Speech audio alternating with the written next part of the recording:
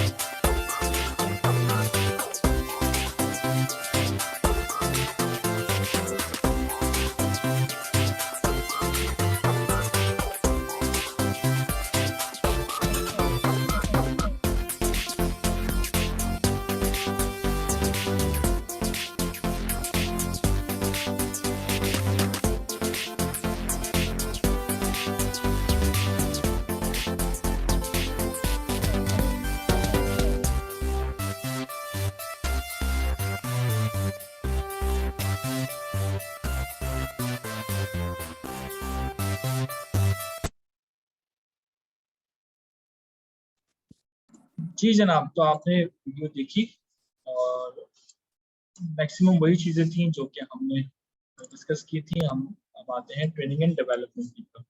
Training and development वो activities हैं जो कि एक काफ़ी इंपॉर्टेंट होती है किसी भी ऑर्गेनाइजेशन के लिए, इसलिए नहीं कि ये एक तरह का एक्सपेंस होती है। Training and development basically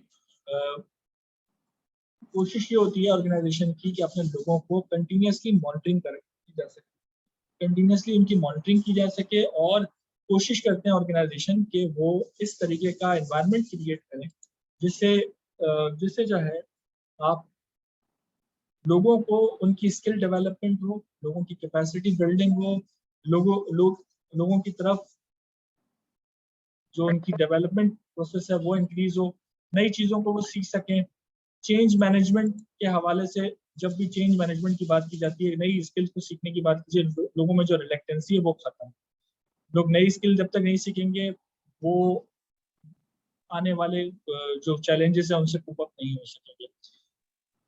Covid ने हमें ये बात सिखाई कि अगर आप अपनी कैपेसिटी बिल्डिंग नहीं करेंगे, मल्टीपल टास्क नहीं करेंगे, तो आप राइट ऑफ हो जाएंगे मार्केट से। मैं हमेशा कहता हूँ, मैंने उस दिन क्लास में भी ये इशारा किया था कि अगर आप ऐसे हैं तो आप ऑर्गेनाइजेशन के लिए बहुत इम्पोर्टेंट, यानी आप नजर आते हो एक, काम करते हो 3 लोगों, तो 3 लोगों को काम करने के लिए आपके पास कैपेबिलिटी होनी चाहिए।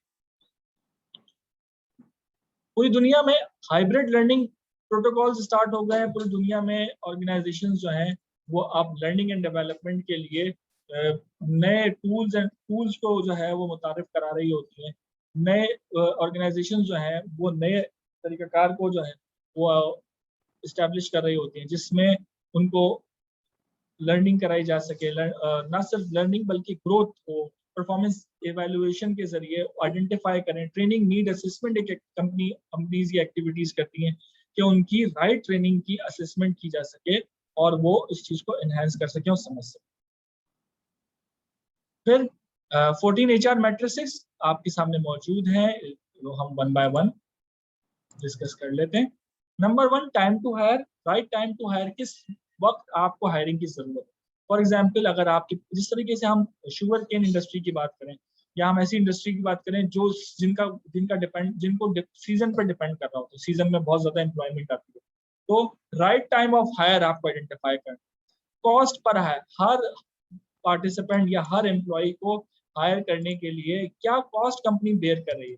कंपनी किस तरीके से कॉस्टिंग कर रही है कि एक बंदे को हायर करने के लिए कितने पैसे दरकार होंगे, कितनी टाइम एफर्ट, कितना टाइम ड्यूरेशन चाहिए होगा, कितनी एफर्ट्स रिक्वायर्ड। फिर अर्ली टर्नओवर, टर्नओवर कहते हैं लोगों का ऑर्गेनाइजेशन से भागना, यानी निकल जाना, ऑर्गेनाइजेशन से रिजाइन देके चले जाना। ऑर्गेनाइजेशन कोशिश करती है कि इस टर्नओवर रेशो को कम किया जा सके, मैक्सिमम लोग मोटिवेट। उसके बाद इवेलुएट करते हैं कि किस टाइम लास्ट आपका जो है वो प्रपोजल हुआ था, लास्ट आपका जो है वो प्रमोशन हुआ था, ताकि लोगों को जब आप टाइमली प्रमोट नहीं करेंगे, अगर वो similar kind of job perform करते रहेंगे, वो जो है जल्दी डिमोटिवेट हो जाते हैं। अल्बर्ट आइंस्टाइन ने कहा था कि पागल वो इंसान है जो कि सिमिलर काम करे और रोजाना सेम काम करे, लेकिन रिजल्ट नया आने की उम्मीद रखें। यानी अगर मैं सेम काम करूंगा, मैं आऊंगा पढ़ाऊंगा और चले जाऊंगा, आऊंगा पढ़ाऊंगा चले जाऊंगा, अब तो उससे रिजल्ट नया नहीं आएगा। रिजल्ट उसी वक्त नया आएगा कि जब मैं इनोवेट करूंगा, नए तरीके से आपको पढ़ाऊंगा, नई चीजों को सिखाने की कोशिश करूंगा, तो तभी हम एक अच्छे रिजल्ट की उम्मीद कर सकते हैं। देन वी हैव रेवेन्यू पर एम्प्लॉय, कि हर एम्प्लॉय पर आपका रेवेन्यू कितना जो है वो स्पेंड हो रहा है, यानी एम्प्लॉय की सैलरीज पर, उसके बेनिफिट्स पर, direct revenue, indirect revenue. Then performance to potential, क्या उसमें इतना परफॉर्मेंस है कि जितना हम उसको पे कर रहे हैं। Then billable hours for employees, billable hours for employees, के ऑर्गेनाइजेशन कितने बिलेबल आवर्स प्रोड्यूस कर रही है। फॉर एग्जाम्पल अगर मैं अपनी बात करूं, या तो मैं 9 आवर्स जॉब कर रहा होता हूँ, सुबह 9 से शाम 6 बजे तक की हमारी टाइमिंग है, लेकिन कुछ एक्स्ट्रा आवर्स भी करना पड़ते हैं, जिसमें हमें ऑन साइड जब हम जाते हैं ट्रैवलिंग करना होती है, जिसमें हमें ज्यादा देर रुकना होता है, कभी कभार ऑडिट रात को खत्म होता है, ट्रेनिंग रात शाम में हो रही होती है, हमें वीकेंड्स पे काम करना होता है, तो ये बिलेबल आवर्स में आती है। फिर एंगेजमेंट रेटिंग, के एंगेजमेंट का मतलब इंटरेक्शन, किस तरीके से आप एंगेज कर रहे हैं दूसरे डिपार्टमेंट को सेम जॉब में होते हुए। Ratio of HR professional to employees, कि आपकी ऑर्गेनाइजेशन में हो सकता है 1000 एम्प्लॉइज हो और एचआर प्रोफेशनल एक हो, तो वैसे इनसफिशिएंट है। तो आपने आइडेंटिफाई करना है, आपने एक सेट करना है क्राइटेरिया। फॉर एग्जांपल हर 25 एम्प्लॉय पर एक एचआर लोग, एचआर का बंदा हो, तो आपके पास अगर 1000 एम्प्लॉइज हैं, आपके पास फिर एचआर की टीम भी बड़ी चाहिए, ठीक है। उसके अलावा टर्नओवर, लोगों का जॉब से छोड़ के जाना टर्नओवर कहलाता है। इफेक्टिवनेस टू एचआर सॉफ्टवेयर, पूरी दुनिया में हर चीज अब डिजिटलाइज हो रही है, एचआर सॉफ्टवेयर के जरिए आप काम कर रहे हैं, तो जरूरत इस बात की है कि आप अपनी ऑर्गेनाइजेशन में कोशिश करें कि सॉफ्टवेयर जो एचआर यूज कर रहा है, जैसे सैप और ईआरपी के हवाले से मैंने एक्टिविटीज भी करवाई थी, सैप और ईआरपी की एक्टिविटीज समझें, उनकी उनकी उनकी कोऑर्डिनेशन को समझें, सैप को हैंडल करना सीखें, ईआरपी हैंडल करना सीखें। ये एक एक्स्ट्रा स्किल है आपके पास। एब्सेंटिज्म, ऑर्गेनाइजेशन में एब्सेंटिज्म का डिफरेंट वजूहात होती हैं। आजकल कोविड और हेल्थ सबसे प्रायोरिटी पर है कि हेल्थ के हवाले से एब्सेंटिज्म बहुत ज्यादा है। ऑर्गेनाइजेशन इसलिए अपने बैकअप्स क्रिएट करते हैं। फॉर एग्जांपल अगर हमारे पास उसामा है जो कि हमारे मैनेजर हैं, और अगर अल्लाह ना करिए, मैं अपनी मिसाल ले लेता हूँ, अपना नाम लेता हूँ, कि अगर मैं मैनेजर हूँ और मैं अगर बीमार हो जाता हूँ, तो मेरा बैकअप उसामा है। उसामा को पता है आपकी क्या रिस्पॉन्सिबिलिटीज है, उसामा फौरन मेरी टीम को हैंडल कर लेंगे और एक ईमेल कर देंगे कि आफाक से रिलेटेड जितनी भी इश्यूज और क्यूरीज हैं आप मुझे ईमेल करते हैं, he is on medical leaves. इसी तरीके से मैं भी किसी का बैकअप होगा। तो ये जो बैकअप्स कंपनी क्रिएट करती है, इससे एब्सेंटिज्म से होने वाली अनप्रोडक्टिविटी को आप जो है फॉलो कर सकते हैं, ओवरकम कर सकते हैं। ये थे 14 metrics examples. Then career development के हवाले से बात करते हैं, जिसमें आप आइडेंटिफाई करते हैं ऐसे लोगों को जिनकी करियर डेवलपमेंट करनी है। ऑब्वियसली ऑर्गेनाइजेशन कभी भी ऑर्डिनरी लोगों को, अक्सर मेरे साथ लोग मिलते हैं, वो कहते हैं कि हमारा प्रमोशन नहीं हुआ। मैं उनसे पूछता हूँ कि क्या ऐसा किया था, उन्होंने कहा हमने जितना टास्क हमें दिया गया था हमने कर लिया। तो याद रहे कि अपनी ड्यूटीज को परफॉर्म करना, आप प्रमोशन के हकदार नहीं होते। Going some extra mile is the way, doing some extraordinary work, ये आपने कोई इनोवेशन किया, आपने ऑर्गेनाइजेशन के कुछ ऑर्गेनाइजेशन को रेवेन्यू सिक्योर किया, कुछ एक्सपेंसेस को आपने सिक्योर किया, वेस्ट को सिक्योर किया, डिफरेंट क्राइटेरिया हो सकते हैं। यानी अपने काम से बढ़कर काम करने वाला ही एक्स्ट्राऑर्डिनरी परफॉर्मर होता है। कंपनीज उसे ही आइडेंटिफाई करती है करियर डेवलपमेंट प्लान के लिए। सो प्रमोट कर दिया, उसे कोई खास ट्रेनिंग करा दी, फिर फिर कंपनी कम्युनिकेट और करती है अपनी एक्सपेक्टेशन कि हमारी एम्प्लॉयज के हवाले से क्या एक्सपेक्टेशन है। फिर पर्सनलाइज प्लान बनाते हैं कि फॉर एग्जांपल हमें इस साल शानजा को कौन सी ट्रेनिंग करानी है, हमें इस साल अरसलान को कौन सी ट्रेनिंग करानी है, हमें इस साल उसामा को कौन सी ट्रेनिंग करानी है। ऑर्गेनाइजेशन इसको कहते हैं ट्रेनिंग नीड असेसमेंट। फिर अपने काम में फ्लेक्सिबिलिटी, यानी फॉर एग्जांपल अगर इस साल बिलाल प्रमोट हो गया तो मैं लड़ूंगा नहीं एचआर से, मैं उनको कहूंगा कि आप मुझे बताएं मैं क्यों नहीं प्रमोट हुआ, और एचआर बताएगा कि आपकी परफॉर्मेंस में ये ग्रे एरियाज थे जिसकी वजह से आप प्रमोट नहीं हो सके। तो और इस ग्रे एरियाज को फुलफिल करने के लिए हमने एक मेंटोर आपके साथ कनेक्ट किया और वो ही और she will be guiding you. फिर आप फॉलो थ्रू करते हैं कि जो लास्ट ईयर इश्यूज थे वो इस साल जो है वो रिजॉल्व हुए या नहीं। तो ये करियर डेवलपमेंट का पूरा प्लान। फिर करियर डेवलपमेंट से ऑर्गेनाइजेशन के फायदे क्या होते हैं और इंडिविजुअल फायदे क्या होते हैं, ये आप खुद भी लिख सकते हैं और कुछ फायदे आपके पास स्क्रीन पे शो भी होंगे। फिर कॉम्पनसेशन एंड बेनिफिट्स की बात करते हैं। कॉम्पनसेशन एंड बेनिफिट्स क्या है, हर एम्प्लॉय जो है आपका वो आप उसे कॉम्पनसेट कर रहे होते हैं उसकी एफर्ट्स, उसकी टाइम, उसकी एक्टिविटीज, उसकी टेक्निकल अप्रोच, उसकी क्वालिफिकेशन के बिहाफ। तो कॉम्पनसेशन और बेनिफिट्स आपके पास दो किस्म। कॉम्पनसेशन और बेनिफिट्स की किस्में क्या क्या है, सोशल सिक्योरिटी आप पे कर रहे होते हैं, पर्क्स एंड बोनसेस पे कर रहे होते हैं, उनकी परफॉर्मेंस बोनसेस होते हैं, ओकेशनली बोनसेस होते हैं, एम्प्लॉइज अलाउंस परफॉर्म कर रहे होते हैं। वो लोग जो कि आप इस बैंकिंग इंडस्ट्री से आगा वाबस्ता है वो जानते हैं कि अगर आप छुट्टियों में जाएंगे तो आपको वो एक खास 1.5 की परसेंटेज से आपको बोनस दे रहे होते हैं, यानी 1 आपका उस दिन का एम्प्लॉयमेंट रेट और 0.5 एक्स्ट्रा आपके एफर्ट के पैसे। ठीक है। फिर आपकी प्रमोशंस की जाती हैं, पेमेंट इंक्रीमेंट्स लगते हैं, आपको सैलरीज के ऊपर बेसिक सैलरी, ग्रॉस सैलरी, आपकी सैलरी के डिफरेंट चीजें आप उसका पार्ट होती हैं, सोशल सिक्योरिटी होता है, ट्रांसपोर्टेशन अलाउंस होता है, हाउस रेंट होता है। ये तमाम गवर्नमेंट की तरफ से एप्लीकेबल चीजें जो कि हर कंपनी ऑफर कर रही है। फिर हेल्थ इंश्योरेंस इज मैंडेटरी। अगर मैं अपनी एफर्ट अपने काम को कर रहा हूँ किसी ऑर्गेनाइजेशन के लिए तो हो सकता है मैं हेल्थ मेरी कॉम्प्रोमाइज हो जाए, तो हेल्थ और हेल्थ इंश्योरेंसेस किए जा रहे होते हैं। फिर कंपनीज पेड वेकेशन देती है, वो कहते हैं ना जब काम करते हैं तो छुट्टियां चाहिए होती हैं, जो ज्यादा काम करते हैं ज्यादा छुट्टियां चाहिए होती हैं। तो पेड वेकेशन के हवाले से ऑर्गेनाइजेशन के डिफरेंट अप्रोच, कुछ लीव फॉर असिस्टेंस देते हैं, कुछ लीव इनकैशमेंट प्रोग्राम देते हैं, तो पेड वेकेशंस भी दी जा रही होती है। और वेकेशंस से मैं हमेशा कहता हूँ कि वेकेशन से बड़ा कोई नाम नहीं, यानी अगर आप जॉब करते हैं आपको ब्रेक्स चाहिए अपनी लाइफ। मैं भी बहुत वर्काहॉलिक तरीके से जॉब करता हूँ, 7 डेज अ वीक काम कर रहा होता हूँ, लेकिन महीने 1.5 महीने में मुझे ब्रेक्स चाहिए होते हैं। और वो ब्रेक्स में किस तरह लेता हूँ, मैं कहीं डे आउट करता हूँ, मैं अपने फ्रेंड्स के साथ मिलता हूँ, के साथ टाइम स्पेंड करता हूँ, फैमिली के साथ टाइम स्पेंड करता हूँ, तो ये मेरे ब्रेक्स। बिकॉज जब आप ब्रेक लेते हैं आपकी एफिशिएंसी इनहेंस होती है, आप दोबारा से आप एनर्जाइज हो रहे होते हैं काम करने के लिए। बिकॉज आप कंटिन्यूसली काम करेंगे, आप मेंटल तौर पे और फिजिकल तौर पे दोनों एतबार से आप वीक हो रहे होंगे, आपकी प्रोडक्टिविटी वैसी नहीं होगी जैसे होनी चाहिए थी या जैसे पास्ट ईयर्स में थी। फिर मील ब्रेक्स ऑर्गेनाइजेशन कोशिश करती हैं कि आपको जैसे कि फार्मा के जो लोग काम कर रहे होते हैं तो उनको पता है कि वो फार्मास्यूटिकल प्रोडक्ट से कितनी ज्यादा इंटरेक्शन होते हैं कि उनका हलक में, नाक के जरिए और मुंह के जरिए कितना भी वो सिक्योर कर लें अपने आप को, तो वो उनको इनहेल कर रहे होते हैं। तो उनके ऊपर लीगल रिक्वायरमेंट है कि उन्हें इस तरह के फ्रूट्स खिलाए जाएं ताकि वो उनकी सेहत अच्छी रहे। इसी तरीके से जो लोग टेक्सटाइल में काम कर रहे हैं वो भी अपनी ऑर्गेनाइजेशन में देखते होंगे कि उन्हें फूड प्रोवाइड किया जा रहा होता है ताकि वो बाहर का खाना ना खाएं या खाने के हवाले से परेशान होकर इधर उधर ना जाएं, और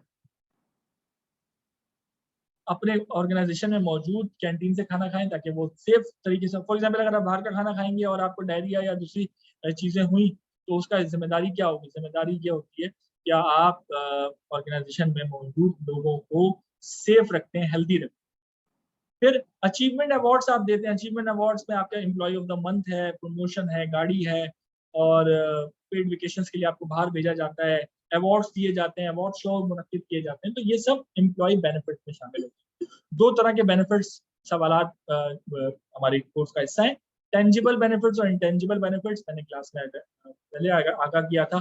टेंजिबल बेनिफिट्स हर वो बेनिफिट है जो कि आप इसको आप टच कर सकते हैं, फिजिकल बेनिफिट होता है, मॉनेटरी बेनिफिट्स होते हैं, गाड़ी हो गई, इंटेंजिबल बेनिफिट, आपका मैगजीन में इंटरव्यू आ गया, एम्प्लॉय ऑफ द मंथ में आपकी पिक्चर सबको ईमेल की गई, ये सब चीज़।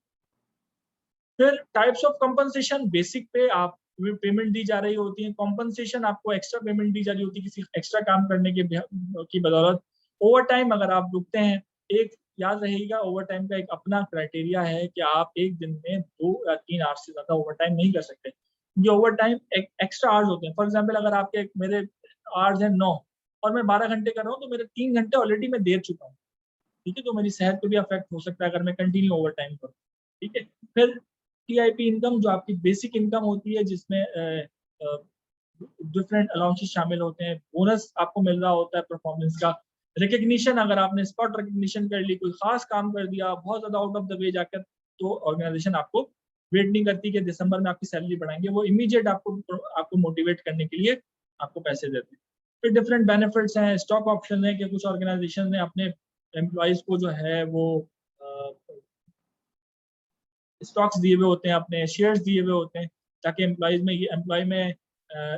जो हैं वो उसको ओन करें ऑर्गेनाइजेशन। फिर नॉन कैश बेनिफिट जो होते हैं, आपको लेटर दिए जाते हैं, सर्टिफिकेट्स दिए जाते हैं।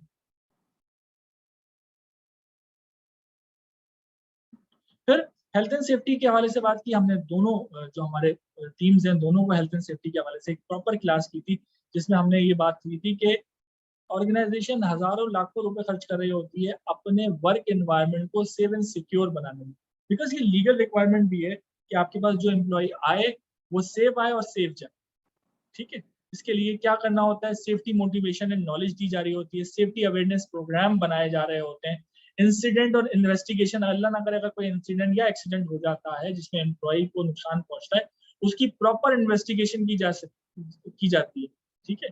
और सेफ्टी रूल्स जो है उसको इम्प्लीमेंट किया जाता है। बहुत सारी ऑर्गेनाइजेशन अपने आप को सेफ्टी के मैनेजमेंट सिस्टम के जो क्राइटेरियाज हैं उस पर सर्टिफाइड कराते हैं, इसीलिए कि ताकि वो सेफ्टी रूल्स को इम्प्लीमेंट कर सके, ठीक है जी।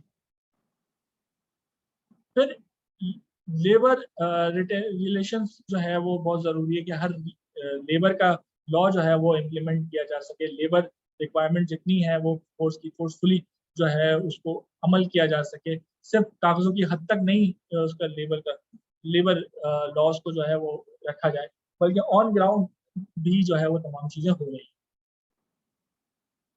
पॉजिटिव पॉजिटिव एम्प्लॉय रिलेशंस क्या होते हैं कि आप अपने ऑर्गेनाइजेशन में मौजूद लोगों को प्रॉब्लम सॉल्विंग प्रोसीजर्स का करें। अगर कोई आपके पास प्रॉब्लम लेकर आ रहा है तो आप उसका मजाक ना उड़ाएं या उसकी प्रॉब्लम को जो है वो दूसरों से डिस्कस ना करें, उनको प्रॉब्लम सॉल्विंग एटीट्यूड हो आपका। काउंसलिंग करें अपने एम्प्लॉयज की काउंसलिंग बहुत जरूरी है। काउंसलिंग के जरिए एम्प्लॉय मोटिवेट होता है और आप में, आपसे मुराद एचआर में और एम्प्लॉयज में जो बैरियर है वो टूटता है, दोनों एक दूसरे से अपनी नीड्स एंड एक्सपेक्टेशन शेयर कर रहे होते हैं। कॉम्पनसेशन एंड बेनिफिट्स प्रैक्टिसेस, तो कोशिश करें कि मार्केट की जो सैलरी है उसको कम्पीट करें ताकि एम्प्लॉय आपको छोड़ के ना जाए। Performance evaluation and reward recognition, ये वो क्राइटेरियाज हैं जिसके जरिए, या वो वे आउट हैं जिसके जरिए आप अपने लोगों को, एम्प्लॉय को मोटिवेट करते हैं और आपका relation strong. Employees and labour relation, labour law है, आईएलओ इंटरनेशनल लेबर ऑर्गेनाइजेशन है, जिसके लॉ हैं कि कराची से खैबर तक, अफ्रीका के जंगलात में अगर आपकी कंपनी है, पायरामाइड के आसपास है, बर्मुडा ट्रायंगल के आसपास है, अमेरिका में किसी भी जगह पर आपकी जो जॉब है उस जगह पर कुछ लेबर लॉ एप्लीकेबल, और एक इंटरनेशनल लेबर लॉ आईएलओ भी मौजूद है, जिससे कि अगर आप अबू धाबी में एचआर मैनेजर होंगे आप फौरन देखेंगे कि अबू धाबी के लॉ क्या है, स्टेट का लॉ क्या है, क्या कहता है वहाँ के लेबर को रखने के लिए।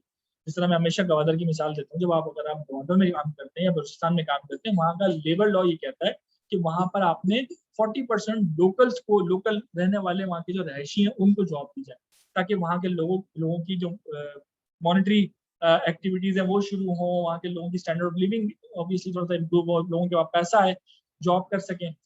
तो लेकिन क्या है, वहाँ पे कॉम्पिटेंसी का बहुत मसला होता है, लोगों की तालीमी काबिलियत कम होती है, इसलिए ऑर्गेनाइजेशन वहाँ पर अपने लर्निंग एंड डेवलपमेंट डिपार्टमेंट को ये रिस्पॉन्सिबिलिटी देता है कि वहाँ पे वो जाएं, लोगों को मोटिवेट। फिर वर्क फ्लो एनालिसिस क्या होता है? Work flow analysis the detail study of flow of work, job and work process. आपका वर्क प्रोसेस क्या है, क्या रिस्पॉन्सिबिलिटीज हैं, ये वर्क फ्लो एनालिसिस के जरिए पता चल रही होती है। यानी आपने किसको रिपोर्ट करना है और आपको कौन रिपोर्ट करेगा, ये वर्क फ्लो एनालिसिस, ठीक है। और क्या इस प्रोसेस को, जो कि आपने डिसाइड किया, इस प्रोसेस को फॉलो किया जा भी रहा है या नहीं किया जा रहा। Then business process reengineering, redesigning of business process, usually by combining steps, small multifunction process teams using information technology do their formally done by sequence of department। इसकी मिसाल ये है कि बिजनेस प्रोसेस री इंजीनियरिंग, इसे हम other words में business continuity planning भी कहते हैं। यानी आपका बिजनेस कंटिन्यू रहे, बिजनेस को इफेक्ट ना हो। जैसे कि कोविड आया और ये चीज समझ में आई कि तमाम कंपनीज बंद हो जाएंगी, तो ऑर्गेनाइजेशंस ने फौरन अपने आप को री इंजीनियरिंग क्या की, लोगों को लैपटॉप्स दिए, और लैपटॉप भी लिमिटेड थे, मार्केट बंद थी।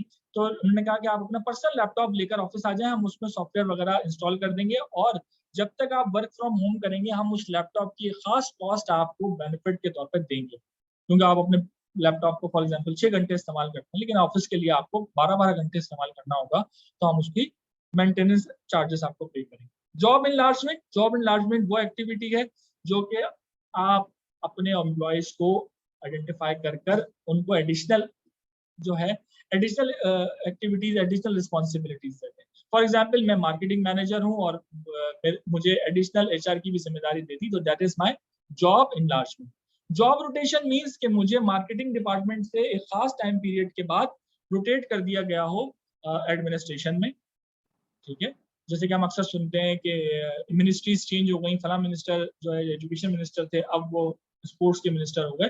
तो ऑर्गेनाइजेशन में भी जॉब रोटेशन की जा रही होती है, और जॉब रोटेशन करने के वक्त उनको उस डिपार्टमेंट की हार्म्स एंड नॉर्म्स बताई जा रही होती है, और planning part, execution part, goals and objective part, वो तमाम चीजें कम्युनिकेट की जा रही हैं। इसके अलावा जॉब इनरिचमेंट है redesigning jobs in a way that increase the opportunity for the worker experience, feeling responsibility, achievement, growth and response।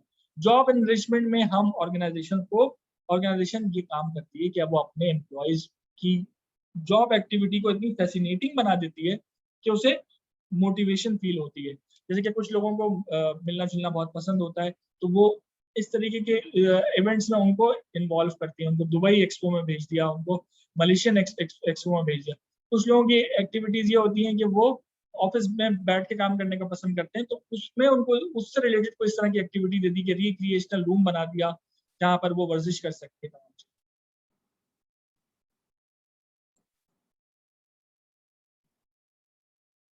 Then types of interview के टाइप्स हमने एग्जाम में भी आया था सवाल। फॉर्मल इंटरव्यू होता है जिसमें आप ऑर्गेनाइजेशनल हेड आपके पास मौजूद होते हैं, साइकोलॉजिस्ट होता है, टेक्निकल एक्सपर्ट होता है, वो आपको इवेल्युएट करता है, सवालात करता है, जिसमें आप जाते हैं, विजिट करते हैं ऑर्गेनाइजेशन को, और ऑर्गेनाइजेशन में उस सवालात की जवाब देकर उस पूरे इंटरव्यू को फॉलो कर रहे होते हैं, उसकी एक्टिविटीज को। इनफॉर्मल इंटरव्यू ये होता है कि आपके पास एक कॉल आती है, वो आपको बताते हैं कि मैं आफाक बात कर रहा हूँ एबीसी एचआर से, और हमारे पास आपके रिज्यूमे आई है और हमारे पास ये पोजीशन है, तो क्या आप इसको अवेल करना चाहेंगे कि हम आपका इंटरव्यू कर लें? आप कहते हैं जी बिल्कुल। तो वो फिर एक इनफॉर्मल सा एक एक्टिविटी होती है, इसमें आप पूछते हैं अच्छा ये बताएं अभी आप करंट सैलरी क्या है, करंट एक्टिविटीज क्या है, क्यों जॉब छोड़ना चाहते हैं। सिचुएशनल इंटरव्यूज क्या होते हैं? जब अगर कंपनी किसी प्रोजेक्ट पे भेज रही है लोगों, तो उसके लिए उस सिचुएशन को थ्रो करते हैं अपने एम्प्लॉयज में, और उनको कहते हैं कि इससे रिलेटेड हमें सोल्यूशंस चाहिए, और जो सही सोल्यूशन, अच्छा सोल्यूशन देगा, हम उसको इस प्रोजेक्ट का प्रोजेक्ट हेड बना देंगे, प्रोजेक्ट मैनेजर बना देंगे, ठीक है। इसके अलावा directive interview same set question, इसमें आपके खास क्वेश्चन होते हैं जो कि क्लोज एंडेड, ओपन एंडेड हो सकते हैं, जो कि आप डिफरेंट मीडियम में देखते हैं, जिस तरह सर्वेज होते हैं। इसके अलावा non directive interviews not specified, non specified होते हैं, किसी भी वक्त लिए जा सकते हैं, फीडबैक सिस्टम के लिए। रिक्रूटमेंट एंड सिलेक्शन प्रोसेस काफी इंपॉर्टेंट है, और ये उसका पूरा का पूरा एक मैकेनिज्म है। सबसे पहले जॉब वैकेंसी आइडेंटिफाई होती है, फिर जॉब एनालिसिस करना है कि हमें इस पे हायर करना है बंदे को या नहीं हायर करना है, तो क्या एज होनी चाहिए, क्या उसके लिए सैलरी होगी, क्या सर्टिफिकेशन की रिक्वायरमेंट होगी। फिर अट्रैक्टिंग द कैंडिडेट्स को अट्रैक्ट कैसे करना है, स्क्रीनिंग एप्लीकेशन जो आई हैं उसको स्क्रीन करना है, इंटरव्यू करना है, सिलेक्ट करना है, अपॉइंट करना है, इंट्रोडक्शन इंडक्शन एंड ट्रेनिंग करानी है, और उसकी एम्प्लॉय इवैल्यूएशन। ये पूरा प्रोसीजर होता है जिसमें ऑर्गेनाइजेशन की कॉस्ट भी इन्वॉल्व है, टाइम भी इन्वॉल्व है और एफर्ट्स भी इन्वॉल्व है, ठीक है। और जब इसीलिए ऑर्गेनाइजेशन बहुत कोशिश करती है कि अपने अच्छे एम्प्लॉयज को रिटेन रखें। तो ये बेसिकली आज की हमारी क्लास थी। अगर आपका कोई सवाल है इससे रिलेटेड तो आप पूछ सकते हैं, अनम्यूट करके आप पूछ सकते हैं।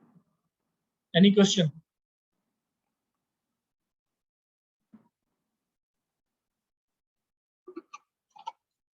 अस्सलामुअलैकुम सर। वालेकुम मेरा सलाम। एक क्वेश्चन ये है, क्लास तो बहुत अच्छी थी लेकिन मुझे ये बता दें कि ये रिकॉर्डेड है या आप कब अपने जो है वो चैनल के ऊपर सबमिट करेंगे, क्योंकि एक रिवीजन के लिए आराम से बैठ के इसको जो है ना अगेन एंड अगेन सुन के और चीज़ों को तैयार करना होगा, तो वो मुझे बता दें रिकॉर्डेड कब तक सेशन आप है, ये करेंगे। रिकॉर्डेड सेशन है अल्हम्दुलिल्लाह, और मैं इंशाल्लाह आज शाम तक इसको अपलोड करके लिंक भेज दूँ। वैसे जिन लोगों ने सब्सक्राइब किया होगा और बेल आइकन पे क्लिक किया हुआ होगा तो उनके पास नोटिफिकेशन वैसे ही आ जाएगा। तो जिन लोगों ने नहीं सब्सक्राइब किया हुआ, आफाक अहमद खान ऑफिशियल AA के नाम से चैनल है, डिफरेंट चीजों पे है। मैं बिल्कुल आज शाम तक इसको अपलोड कर दूंगा। Any thank other you sir. Question? Thank any other question? Sir question तो ऐसा सब चीज़ें माशाल्लाह समझ में आई हैं। बस एक रिक्वेस्ट ये है कि जो आपकी जो स्लाइड जैसी ये शो आपने बनाया हुआ है, ये अगर सर स्लाइड जो है ना आप शेयर कर देंगे ना प्लीज़, तो at the time of examination ना तो बहुत सपोर्टिव होंगी सर ये। बिल्कुल, हम ये भी शेयर कर देंगे, no issues at all. Thank you so much sir. Sir अस्सलाम वालेकुम। वालेकुम अस्सलाम। सर मैं बेसिकली बस कहना ही चाह रहा था कि ये जो हमारा टॉपिक है बेसिकली एचआर कोर एचआर जो फंक्शंस हैं और इंटरव्यू और ये सब चीज़ों के हिसाब से रिक्रूटमेंट वगैरह के, सर इससे रिलेटेड जो क्वेश्चंस बनते हैं एग्जाम्स में, अगर आप थोड़ा सा वो शेयर कर दें कि किस तरह के क्वेश्चंस बनते हैं इनसे रिलेटेड, तो थोड़ा सा हमें आइडिया हो जाएगा एग्जामिनेशंस को के टाइम पर कि मतलब हमें किस तरह की क्वेश्चंस को मतलब हैंडल करना पड़ेगा। बहुत अच्छा सवाल किया। और लास्ट क्लास में आप शायद नहीं थे, हमने 5 ईयर के जो इम्पोर्टेंट क्वेश्चंस हैं वो जी शेयर किए हैं। हमारी जो नेक्स्ट जी क्लास सर। है वो है ही इसी चीज से रिलेटेड। हम इम्पोर्टेंट सर क्वेश्चंस को एड्रेस करेंगे और उसको सॉल्व करने का तरीका तलाश करेंगे। Sir thank you. और अस्सलाम मैं वालेकुम सर। सवालात जो है वो जो हमारे मॉडल पेपर्स हैं वो मैं इंशाल्लाह ग्रुप पे शेयर भी कर दूंगा। वालेकुम अस्सलाम। सर ये कंपोनेंट्स ऑफ एचआरएम में जैसे आपने बताया कि प्रिंसिपल्स ऑफ एचआरएम लिखने हैं, हम्म। एक ऐसी क्लास में कह रहा हूँ कि पास्ट